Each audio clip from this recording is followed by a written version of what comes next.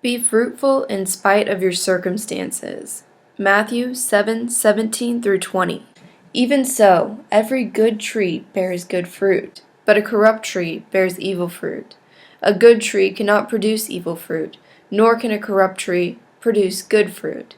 Every tree that does not bear good fruit is cut down and cast into the fire. So then you will know them by their fruits.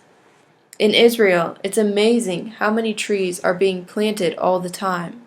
In fact, the green line that you hear about so much in the news isn't an actual drawn borderline, but it is a visible line you can only see from the air. It's where Israelis stop planting the trees.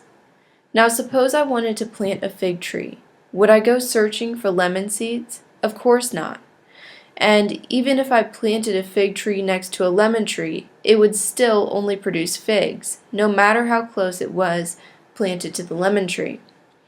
So in our lives, though we may be surrounded with sourness, even planted in a lemon grove, we are fig trees, and the sweetness of our fruit will remain, because we were planted by the Lord Himself to produce good fruit under all conditions.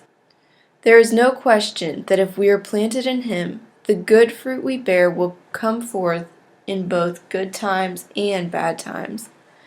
Life is filled with ups and downs, unforeseen circumstances that send our lives in strange loops we weren't expecting. Nevertheless, we were fashioned to be fruit bearers unconditionally. You may say, George, you don't understand. You have no idea what's happening in my life right now. You're right, I don't. But I do know the Lord who laid down His life unconditionally for you, and that He did it so He could abide in you and you in Him. Guess what for? If life is overwhelming you, then it's time to reach down deep and draw nourishment from the root of our lives, Yeshua, the Messiah. The sap of His life will produce much good fruit despite the lemons.